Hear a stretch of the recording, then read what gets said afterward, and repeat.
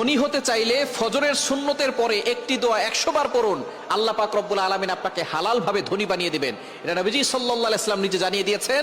মুসনাদে আহমদের হাদিস, তাবরানী শরীফের হাদিস, নবীজি সাল্লাল্লাহু আলাইহি ওয়াসাল্লাম জানিয়ে দিয়েছেন চমৎকার একটি ছোট্ট দোয়া, ছোট্ট একটি বাক্য।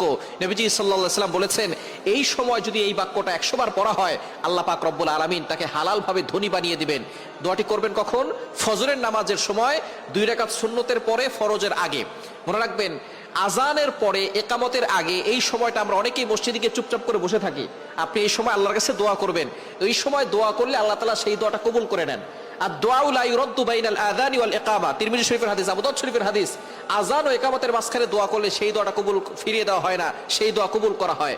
আপনি যখনই যেই নামাজে মসজিদে যাবেন, আজান দিয়েছে, একামত হতে একটু দেরি হয়, আপনি সুন্নত পড়ে চুপচাপ বসে থাকবেন না, গল্প করবেন না, আপনি আল্লাহর কাছে দোয়া করবেন। আল্লাহ তাআলা আপনার সকল দোয়াগুলো কবুল করবেন। ফজরের সুন্নতের পরে আপনি ফরজের আগে মধ্যবর্তী সময় আপনি সুন্নত ঘরেও পড়তে পারেন। আজান দিয়েছে, আপনি একটু আগে উঠবেন, তাহাজ্জুদ নামাজ পড়বেন, অথবা আপনি তাহাজ্জুদ নামাজ পড়ে সুন্নত, আজান দেওয়ার সাথে সাথে সুন্নতটা ঘরে পড়বেন। ঘরে পড়ে, মসজিদ যদি কাছে হয় তাহলে ঘরে বসে আমল করতে পারবেন, অথবা আপনি চলতে ফিরতে আপনি আমলটা করতে পারবেন। দোয়াটি হচ্ছে লা ইলাহা ইল্লাল্লাহুল মালিকুল হাক্কুল মুবিন। এই দোয়াটা যদি আপনি পড়তে পারেন, আল্লাহ তাআলা আপনার দারিদ্রতা দূর করবেন, অভাব দূর করবেন, রিজিকে আল্লাহ তাআলা প্রশস্ততা দিবেন, এবং আল্লাহ পাক রব্বুল আলামিন হালাল ভাবে আপনাকে সম্পদশালী বানাবেন। লা ইলাহা ইল্লাল্লাহুল মালিকুল হাক্কুল মুবিন।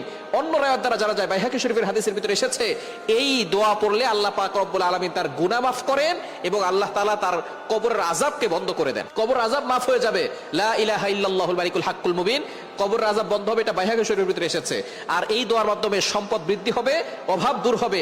এটা মুসনাদ আহমদের হাদিস এবং তাবরানী শরীফের ভিতরে এসেছে। সুতরাং আপনি আমলটি করতে পারেন ফজরের নামাজের সময়, 2 রাকাত সুন্নতের পরে, ফরজের আগে, মধ্যবর্তী সময়ে 100 বার পড়বেন লা ইলাহা ইল্লাল্লাহুল মালিকুল হাক্কুল মুবিন।